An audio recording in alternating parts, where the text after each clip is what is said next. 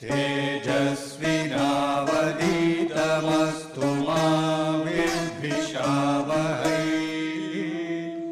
ॐ शान्ति शान्ति शान्तिः।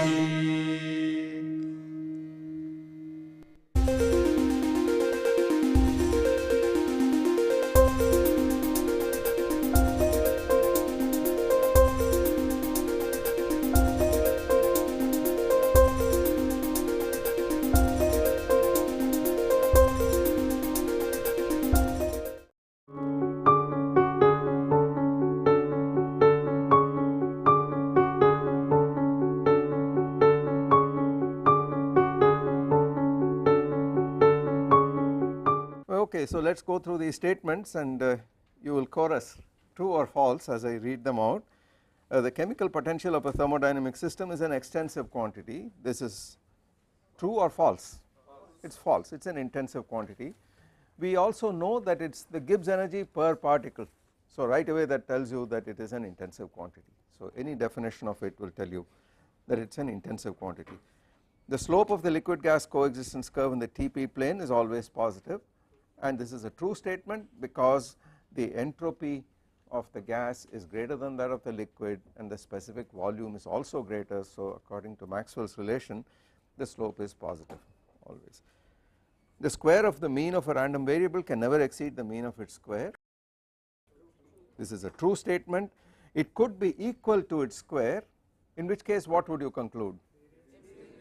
That is just a delta function distribution. It is a sure variable, it is no longer a random variable, single value. If it takes on sample space as one particular value, that is it, then this is equal, otherwise it is always less.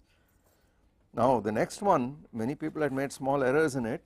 I said that if you had a variable z equal to x, y, and x and y were independent random variables with prescribed probability distributions, then I said the distribution of z is given by dx p1 of x, p2, this is the distribution of the density of y, z minus x.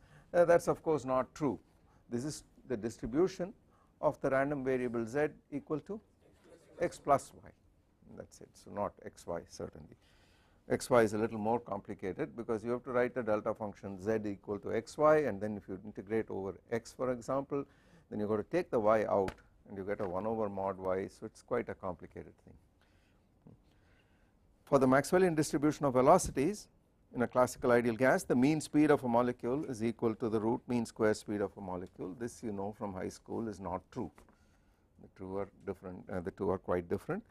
The mean speed, the median speed, the most probable speed, and the RMS speed are all different from each other, but they are all dimensionally, they are all proportional to kT over m, square root of kT over m, multiplied by various factors like 8 pi or 3 or some such thing which you can compute. Okay. The relation Cp minus Cv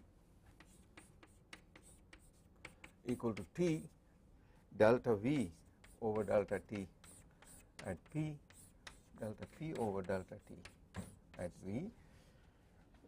It is of course valid for a classical ideal gas because this difference is equal to just the gas constant on the right hand side for a single mole, but this relation is valid, it is a thermodynamic relation and it is valid for all gases. It is certainly not necessarily restricted to the classical ideal gas. Okay. That too most people got the right answer. In a system in thermal equilibrium at temperature T, the mean value of any observable is equal to its most probable value. Not true. There need not be even a unique most probable value at all. You could have a flat distribution for example, then there is no single most probable value, everything is equally probable, right. So the mean is not the same as the most probable value, and I do not know why many people tick this. By the way, the probability density of the atmosphere, if you assume that this is just due to gravity and everything is at a constant temperature, as you go up the probability of finding a molecule at a greater height, it is exponentially decaying as a function of the height, decays exponentially. So what is the most probable value? The floor, that is everything has got to be, that is the most probable value, because once you have a distribution as a function of the height, once you have a density function that tapers off exponentially, this is in fact the most probable value. and if this were true, that the mean value is equal to the most probable value, and you know the scatter about the mean is very low, we should all have died of suffocation long ago. Since we haven't, not clear if it is a mixed blessing or not, since we haven't, it is clear that the mean value is not equal to the most probable value. In fact, there is an enormous scatter about this. Okay. Let F denote the Helmholtz free energy of a substance, then delta 2F over delta T2 at constant V and N must be negative definite. True, this statement is true because this is related to the specific heat, minus this quantity is related to the specific heat at constant volume, and that we know has got to be positive definite. When a biased coin is tossed repeatedly till a head is obtained for the first time, and then of course you stop and you say the probability Pn that a head is obtained for the first time in the nth toss, and n is a random variable here, is n minus 1 q plus p. False. What is the right answer? Yeah, it is clear that Pn in this case must be equal to q to the power n minus 1 and then a p, because the first n tosses you must have failure, the probability for that is q, and then in the last toss, the nth toss, you have this thing.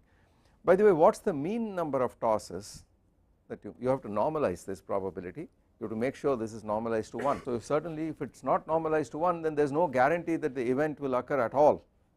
What is the normalization? I would suggest that you must have n equal to 1 to infinity.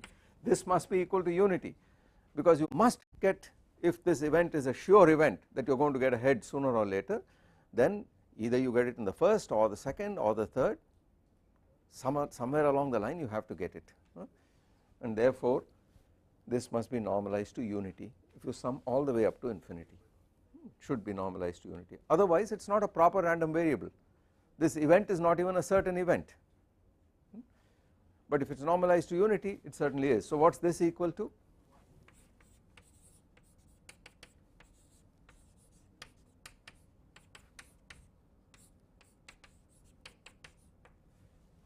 That is certainly true.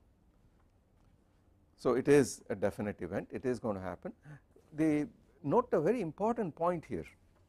The reason I am able to add these Pn's and then say that it is normalized to unity is because the different events are exclusive of each other. If for the first time you get a head in the 15th toss, you are guaranteed that you did not get it in the first 14. They are not inclusive. Then of course you can't normalize in this fashion. So probability is fairly subtle, and because the probability of getting a head for the first time in the nth toss is for each n a different event and it excludes all other events, therefore you can normalize it to this. By the way, how many coins should I toss on the average, how many tosses should I make in order to get a head for the first time? What is the average number in order to get a head? What is the average of this Pn? Pardon me? It is 1 over P. Is that reasonable? Is that reasonable?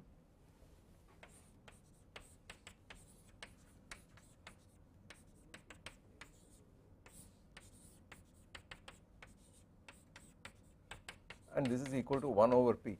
Is that can of course work this out, but is this a reasonable answer that it is 1 over P? Yeah, because if P is a half, I expect in 2 tosses on the average I would get a head for the first time in one of the 2 tosses, but as P goes to 0, what happens to this? Of course you got to toss a large number of times, and if P is 1, the first shot you got it. So if I say P equal to 0, 1 and half are like 3 checkpoints, it works for all 3. Not a proof, but of course that is certainly a reasonable answer. Yeah, this is certainly true. I urge you to find the variance of this. This is a geometric distribution. This guy is a geometric distribution, so find the variance of this and so on. This is also the distribution, the same geometric distribution, a similar thing is also going to give you in black body radiation the probability that you have n photons of a given frequency in black body radiation is also geometrically distributed, and we will see that in the quantum physics course. So the geometric distribution occurs in many physical applications, it's worth looking at. So let us go on to the next problem, which was the fill in the blanks. You have a system with n possible energy levels, and the first one is the ground state epsilon is non-degenerate, and then this is 2 epsilon, it is twice degenerate, this is 3 epsilon and it is 3-fold degenerate, and it goes up to n epsilon, which has got n-fold degeneracy. Okay. Then you are asked to find the total number of distinct states of the system, and all you have to do is to add up all these fellows here, and the total number of states is 1 plus 2 plus 3 up to n, which is n times n plus 1 over 2. That of course is immediate. The probability that the system is in its ground state, you have to actually take the relative probability for it to be in the ground state, which is proportional to e to the minus beta times the corresponding energy, which is epsilon, but you must divide by the partition function. That probability that it is in its ground state, this probability is e to the minus beta epsilon, but it is divided by the partition function, and this partition function is a sum over all states, so it is from n equal to 1 to capital N, n e to the minus beta epsilon. Now that is a arithmetico-geometric series, and you can sum this, it is a finite series and you can sum. Okay. What is 1 plus x squared up to x to the power capital N? 1 minus x to the power n plus 1 over 1 minus x. Is there a restriction on x? No, it is a finite series, it is a finite series, you do not need a restriction. No? What if you go up to infinity? Mod z should be less than unity, yeah. What happens if mod z is equal to unity? This series diverges, mod z equal to infinity. What about this series? Since we are doing all sorts of things, let us always ask peripheral questions. What about this series? 1 plus z squared plus up to infinity. What is the value of this sum? So let me call this f of z equal to 1 over 1 minus z. Under what conditions? Mod z less than 1. What happens if mod z is equal to 1?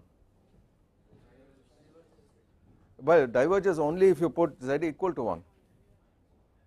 Suppose I put z equal to minus 1, what do I get? Still diverges? Why do you say that?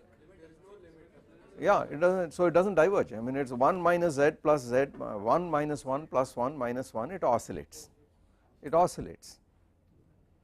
It does not converge absolutely, and take modulus, it does not converge and all that, but it oscillates. What happens if I put z equal to I?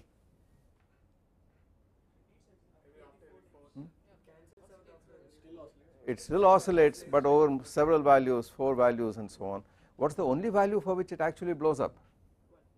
Z equal to 1, and indeed the sum itself is an analytic function of z, which has got a simple pole at z equal to 1, but at other places it actually does not diverge.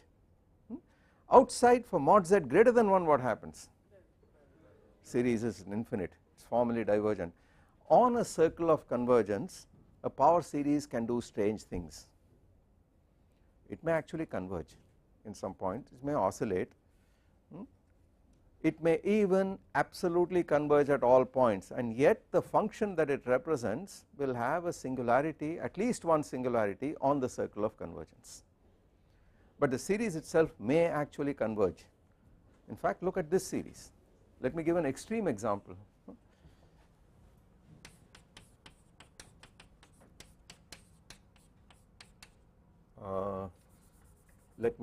Let's take this example, z to the power n over n squared, n equal to 1 to infinity. Look at this series. What is the radius of convergence? When does it converge? 1, mod z less than 1. You see, as long as in the denominator you have some power of n, you are going to do the ratio test, and there is a term n to some power over n plus 1 to some power, and the limit n goes to infinity, that part will go to 1, and you are going to just get z, mod z. So this converges for mod z less than infinity, for mod z less than 1. So I know that in the complex z plane, here is 1, and this series converges absolutely inside here. I also know if I put z equal to mod z greater than 1, wherever I put it, it is just infinite, it diverges. But on this circle of convergence you agree that it is going to have its largest value, since all the coefficients are positive and real and positive. This series will numerically have its largest value at z equal to 1, because if I put -1 some terms would become negative and there would be cancellation, or I put z equal to I there would be oscillations. It is going to have its largest value at z equal to 1, but you put z equal to 1, what happens? Pardon me? Pardon me? Size, magnitude. I take modulus of this complex number. So if I take mod f of z, that gives me the magnitude of this number, then of course it is largest for z equal to 1, but I put z equal to 1, what happens? It is pi squared over 6, it is zeta of 2, and therefore for all z on the unit circle, for z not equal to 1, it has got to be smaller in numerical magnitude and finite, and yet it diverges for all mod z greater than 1. So here is a series which is absolutely convergent in its circle of convergence inside, as all series are, diverges outside, but on the circle of convergence it actually converges, and that too absolutely at all points on the circle of convergence, and yet the function that it represents must have at least one singularity on the circle of convergence, and it does. The singularity will in this case always happen at z equal to 1, because that is where it becomes largest. So there is this function f of z has a singularity at this point. In fact it has a logarithmic singularity, there is a branch cut running out in that fashion, but you see that singular part in this function in this case that goes like 1 minus z log 1 minus z plus a regular part.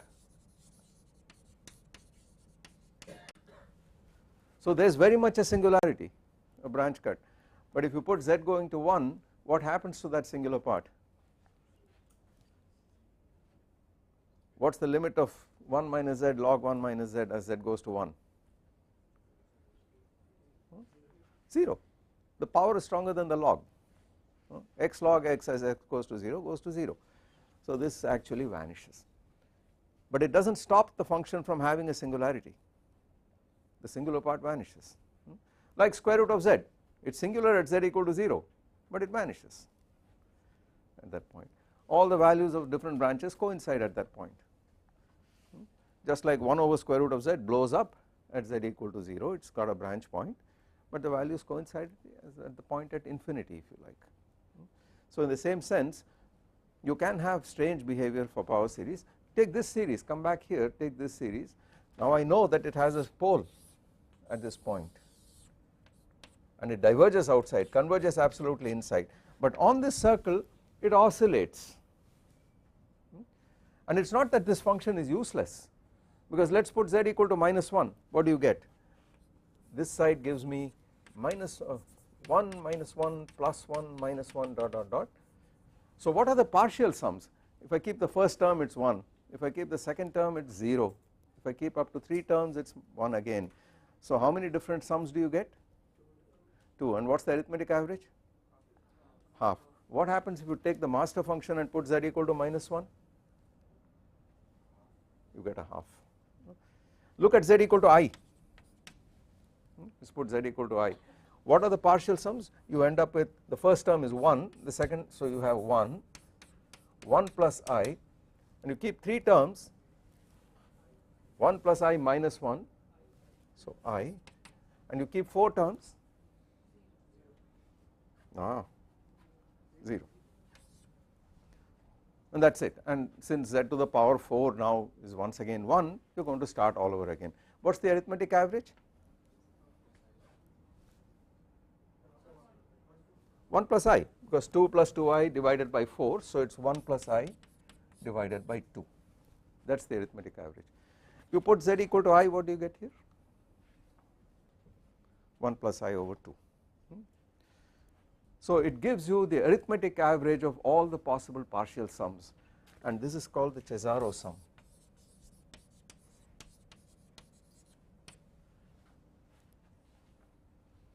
So it is not totally useless, the series representation is not totally useless, it is actually giving you some information.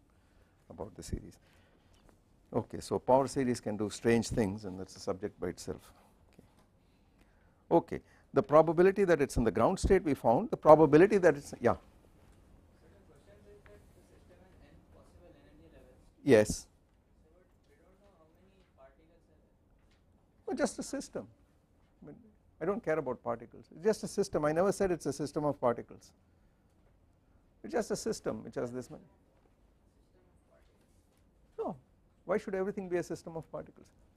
It could be one particle with these possible energy levels. It could be a single particle. So if we consider a system with more than n particles. Yeah. And we say the system is in ground state.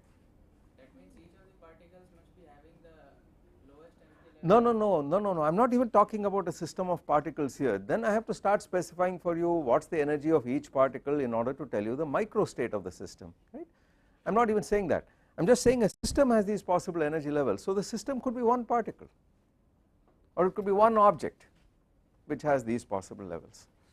So that is the reason I worded it carefully by saying no particles involved here. Later when we do quantum statistics and so on, we are going to start putting particles into these energy levels, and I am going to say this possible one particle energy levels are the following, and I put so many particles into it. So for the general system, what does it mean by ground state, first excited state?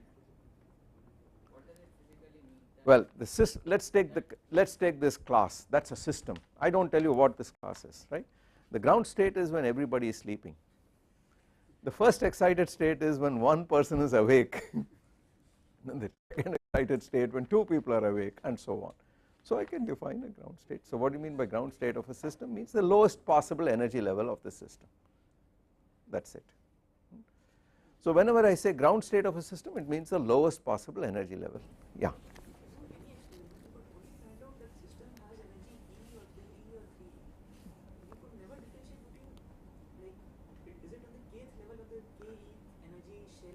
Pardon me?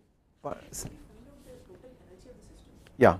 So how are we justified in calling each of them a different state? There should be only n states in that case.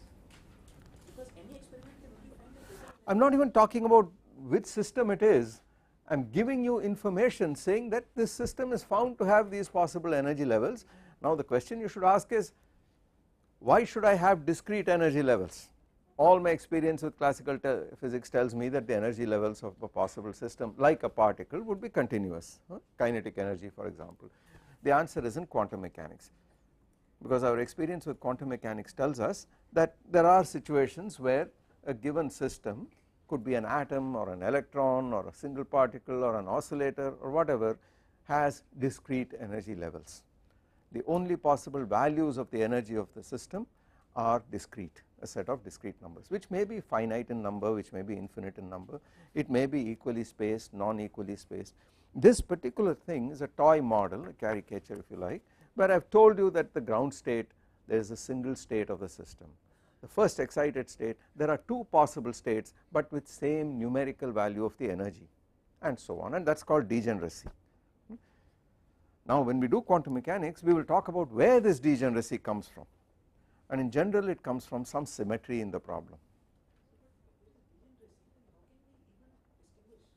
Now we are asking how do we measure these energy levels and so on, right. That is how do you distinguish between different degenerate levels? Very good point. The way you distinguish it is there is some other quantity, physical quantity, whose values are different in the two states but the energy is common. Just like in the hydrogen atom, when you say that the second state 2s and 2p, the energy is exactly the same, it is 1/4 of 13.6 electron volts minus whatever, but the angular momentum state of the electron is different. One corresponds to 0 angular momentum state, the other corresponds to quantum number 1. So you have to make a measurement of the angular momentum which will help you to distinguish between these two states. So degeneracy is always with regard to some other variable which can also be measured simultaneously along with the Hamiltonian, but which will have different values for the different states. There could be further sub-degeneracies within the degeneracy and so on, but always with another quantity, another physical quantity. But when we do quantum mechanics, this will become completely clear. the probability that it has its highest energy state, and this is a slightly tricky question, is actually n e to the minus beta n epsilon over z. That is the probability that it has its highest possible energy. That energy is n epsilon, so the probability is proportional to e to the minus beta n epsilon divided by the partition function, but there are capital N ways in which this could have happened. It could have been in any one of those states, and then the next one was like this, and then the next one like this. It could have been in any one of these states, and I am not worried about which state it is in. Therefore it could be here or here or here, and as you know, in probability, addition is the operation when you have this OR option. OR means add, and means multiply in probability theory. Okay. Then if the temperature exceeds a certain value T tilde, the probability that the system has an energy 2 epsilon actually exceeds the probability that it has a lower energy. By this e to the minus beta epsilon, you are always saying that the lower energy levels are more probable than the higher energy levels, but you see, you have 2 of these guys and you have only 1 of this person. So now this is going to happen if twice e to the minus 2 beta epsilon at some temperature tilde beta tilde over z is greater than e to the minus beta epsilon over z. Since this is a positive number, you can score it off on either side, and then you solve for beta tilde, the condition that these two are equal, and beyond it it's greater, and then of course you discover that T tilde equal to epsilon over kb log 2. Okay. Above this temperature, you are more probable that the higher states will be occupied because the temperature is higher now, beta is getting smaller, and then the factor 2 here dominates and takes over, and then you are going to have the higher level is in fact more probable. Okay. By the way, this is the reason why as you go to higher temperatures, it is clear that more and more states are going to get occupied. You can be kicked upstairs by this thermal energy kT of the heat path, and if there is sufficient degeneracy up there, you may actually find it more probable that the system is in a higher level than in a lower level.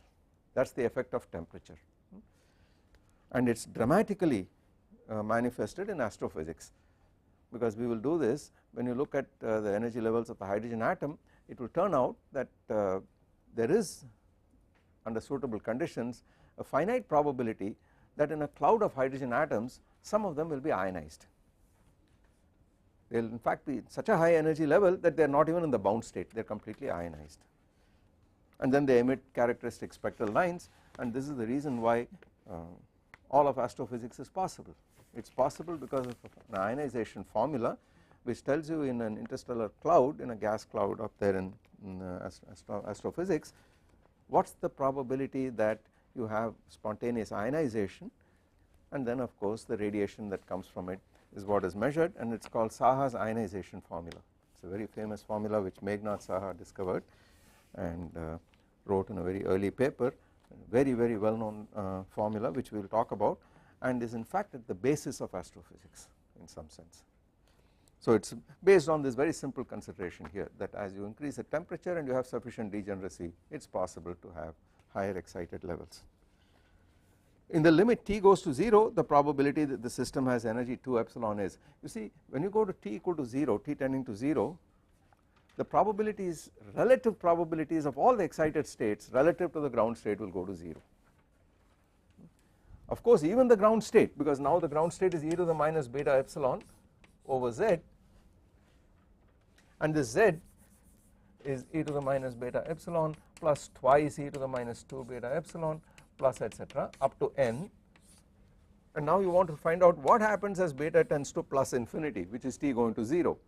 Then this term is much smaller than this term, and so on, and all these terms die out, and this ratio is 1. So as t goes to 0, the probability of any higher excited state will actually go to 0, because for example the first excited state, that it is an energy 2 epsilon, would be twice and a 2 here. Now let beta go to 0, this term dominates over that term, and these are negligible compared to this term, and the whole answer goes like e to the minus beta epsilon, which goes to 0 as beta tends to infinity. So all the higher states have 0 probability, and you will be in the ground state always. Whether the ground state itself can be degenerate or not is a deep and delicate question, and this we will talk about in the quantum course, because there is a t going to 0, it is really completely quantum mechanical. There is a phenomenon called spontaneous breakdown of symmetry, and when we talk about phase transitions in the context of quantum physics we will talk about that in great detail. Okay. In the limit t goes to infinity, then of course every state seems to become equally probable, because beta goes to 0 and all these e to the minus beta epsilon factors are all unity. Then the probability that is a system, the system is in a particular one of the states corresponding to energy n epsilon. So it could be this or this or this, but one particular state, this one particular one. So you have to choose this state out of all the other states, but everything is equally probable, and there are n times n plus 1 over 2 states, therefore the answer is just the reciprocal of the total number of states. Everything is equally probable. So at t going to infinity you really do not have need for statistical physics. Once you have just the density of states, everything is equally probable, and that is the end of the matter. Okay, so that is the answer to the last portion here. Then the thermodynamics question, many people got this, but several of you have not pointed out.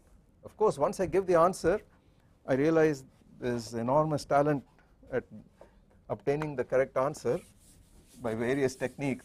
If these techniques were all legitimate, there would be no unsolved problems at all. Fermat's last theorem, the 4-color theorem, the Poincaré conjecture, the Riemann hypothesis, everything would have been proved, because the proof, this is a very well known technique among students, I do not have to tell you, but I do have to tell you that ever since the earth solidified there have been students and therefore many of these techniques are not as original as you perhaps might imagine fondly. And the standard of course technique in my days was to, you have to prove something or the other, you start here and keep writing, and then you start here and write backwards. The proof is actually to be found in the edge, because there is a finite discontinuity between crucial point, the missing point is right there.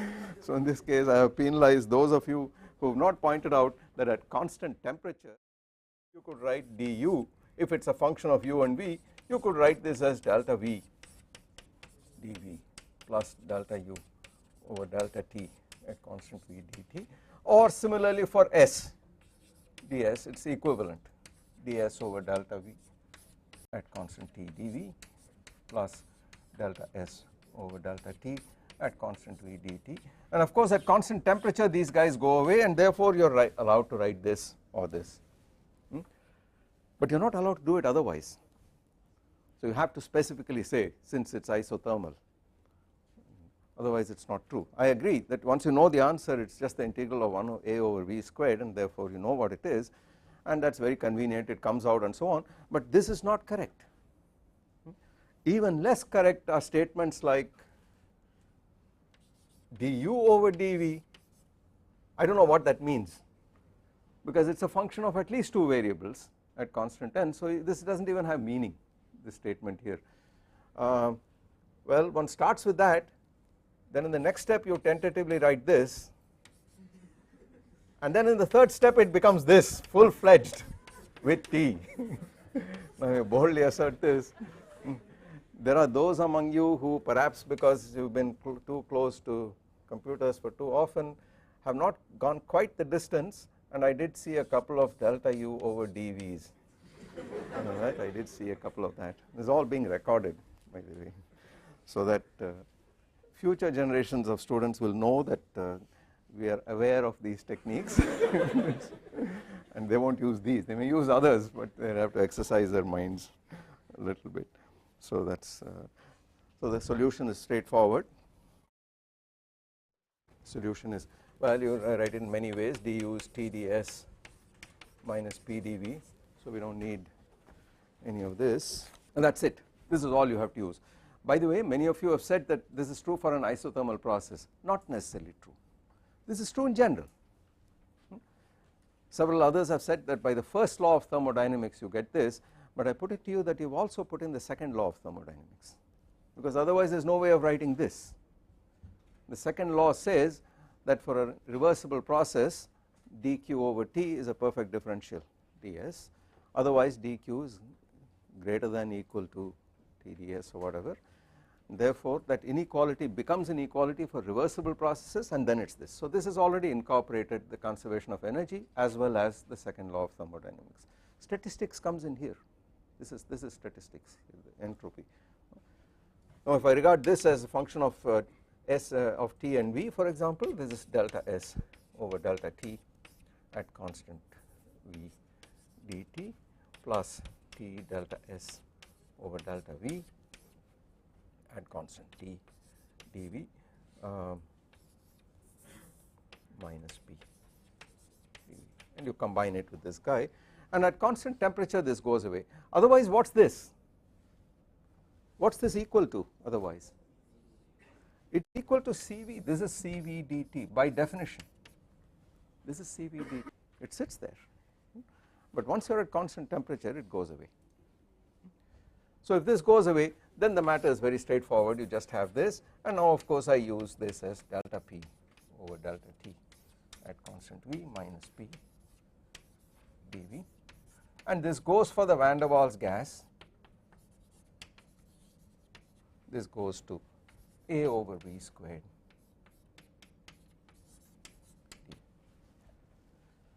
This is very reasonable because the B term in the van der Waals equation is an exclusion term, excluded volume, the repulsive part, but the A is the attractive part, long range attractive part, and that is what causes a change in the potential energy of the system, change in the internal energy of the system. The other is just a geometrical constraint.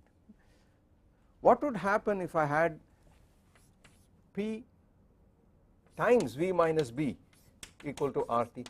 Suppose I change the equation of state of an ideal gas to include the excluded volume, to take into account the fact that you have hardcore repulsion for very small distances. I put this V minus B. This is also a possible equation of state, but it does not take the attraction into account. What would happen to this change in internal energy under an isothermal expansion? It would be 0, because you set A equal to 0, it goes away, it goes to 0. So it is entirely a consequence of the attractive part of the potential. So once you have this, then the change in internal energy is of course A times 1 over V1 minus 1 over V2. You do not need to really remember formulas for the work done in an isothermal expansion, some log this and log that and so on. Those statements are all specific to the ideal, classical ideal gas, or to other gases whose equations of state you know, but that term cancels out. So between this point and that point, that term cancels, and it is only this interaction part that plays a role, and this is how you would compute this guy. What is Cp minus Cv for a van der Waals gas?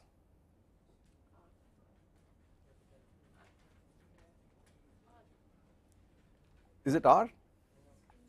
It is not R. You got to go back to that thermodynamic identity and you have to compute it, and of course A and B will play a role in this matter.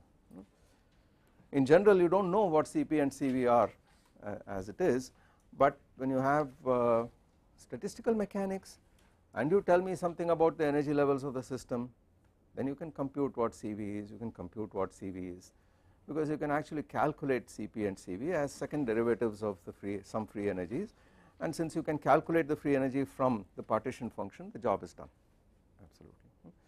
What is the physical significance of the variance of the energy of a system in the canonical ensemble? Is it a measurable? So let us write this down. Remember that the internal energy U was equal to just the expectation value of the Hamiltonian average energy, and this is equal to summation over the states of a system e to the minus ei e to the minus beta ei over summation I states I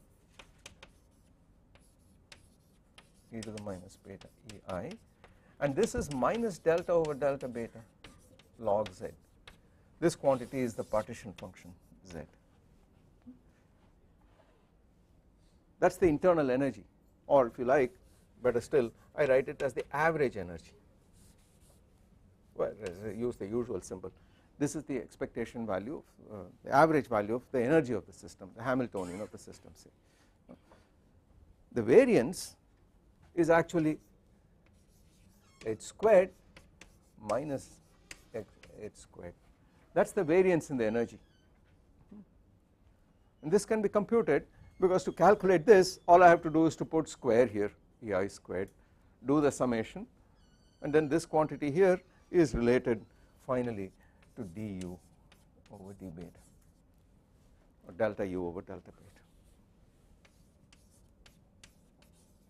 times various things, so there is a t squared and things like that.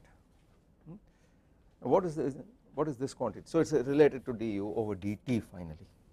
Now what is this quantity? Specific heat at constant volume. So it is a simple identity to prove, you can actually compute this number, and it turns out that physically when you put a system in contact with a heat bath in thermal equilibrium with a heat bath at temperature T, the energy of the system is of course fluctuating. You can write the average energy down, that is given by this simple formula, but the variance of the energy, the scatter about the average, also has physical significance, and it is in fact directly related to the specific heat of the system. And what does the specific heat of a system actually tell you? It tells you the capacity of the system to absorb energy, and then of course as a consequence change its temperature if the conditions are right.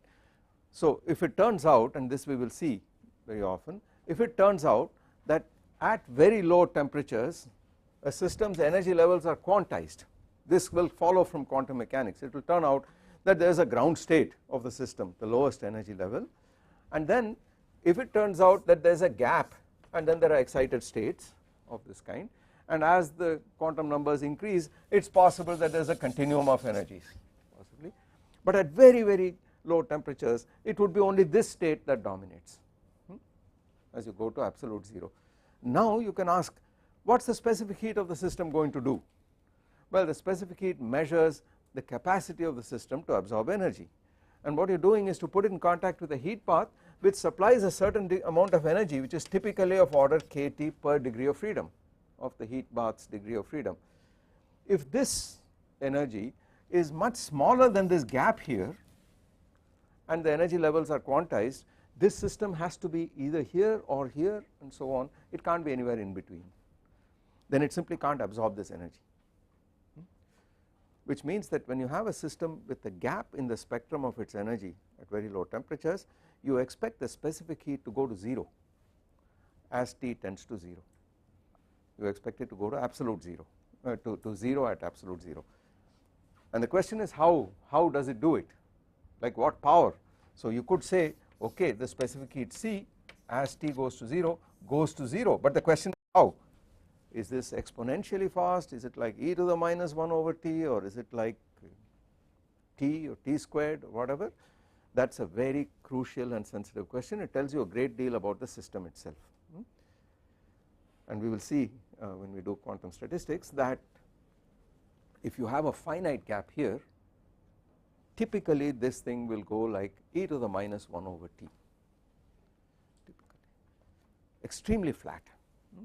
But if there is no finite gap, if there are excitations possible even at very small energies which are not separated from the ground state by significant amounts, then the specific heat will go to 0 like some power of T, and this is at the root of Debais's T cubed specific heat law for the specific heat of crystals at very low temperatures.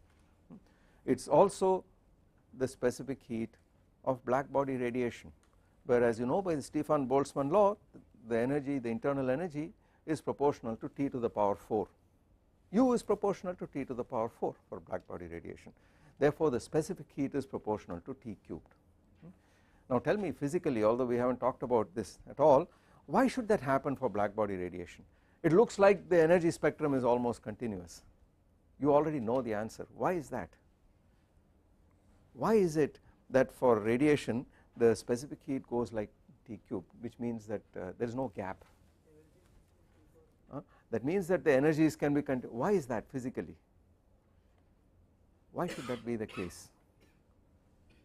Why should it be that if I take a collection of photons, which is what black body radiation is, why should it be that the energy levels are practically continuous? The difference between quantum energy levels might be very, very small. Yeah, Yes, and what is the quantum of energy? H nu for a photon of frequency nu, and what is the range of nu?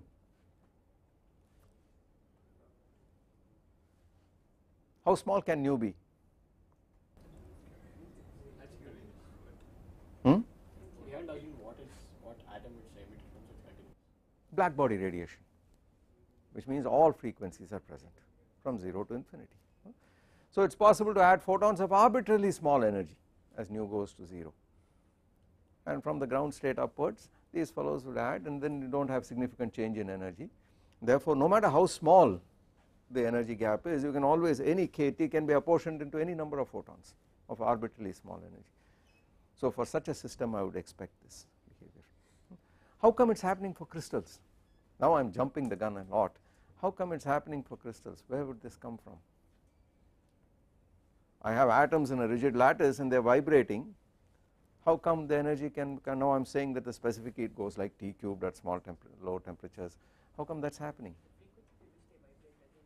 The frequency with which they vibrate is not a single frequency, there is a whole spectrum of frequencies, and there are collective excitations of the whole crystal where as you make the wavelength go to infinity or the wave number go to 0, the amount of energy required also goes to 0. There are deep reasons of symmetry breaking for this, and we will discuss these things, this in some greater detail. So once again you can see that there is a lot of physics that you can read out from these formulas which we write down here, what happens at extremely low temperatures, what happens at very high temperatures, and so on, and we will discuss this when we do quantum physics in much greater detail. Okay, so much for this, and I think with this we close this chapter about statistical mechanics, and then we take up the next topic, which according to the syllabus we have to discuss two other things. One is relativity, special relativity, and symmetries, symmetries. Now what I should like to do is discuss symmetries first, because we are almost there. Since we have been talking about rotations, we have been talking about transformations, we have been talking about some little bit of quantum mechanics, we have certainly been talking about phase transitions, many of which break symmetry. The natural thing to do is to discuss symmetries first, and then we go on and finally discuss relativity. And in relativity I will discuss this from the point of view of a symmetry group, so that there is some unification here, and not from the point of view of kinematics, namely you start with Lorentz transformation formulas or anything like that. I will assume you are already familiar with the Lorentz transformation laws, but we will motivate it. I will motivate this and say where it comes from, and we will focus on the group aspects of it, the Lorentz group and how it relates to rotation group and so on and so forth. So this is the way we would like to do this. Several ways in which we could start and get into this. There is necessarily going to be a little discontinuity in the topic, so it depends on what you would like to do. Should I do this by introducing a little bit of group theory so that we can have a common language, a convenient language to do this, or should we do this from the point of view of phase transitions, which means I use words which you might which may not have been, whose technical meaning may not have been discussed. So perhaps I will do this in terms of defining what a group is, what transformations are, and so on and so forth, and we will take it from there. So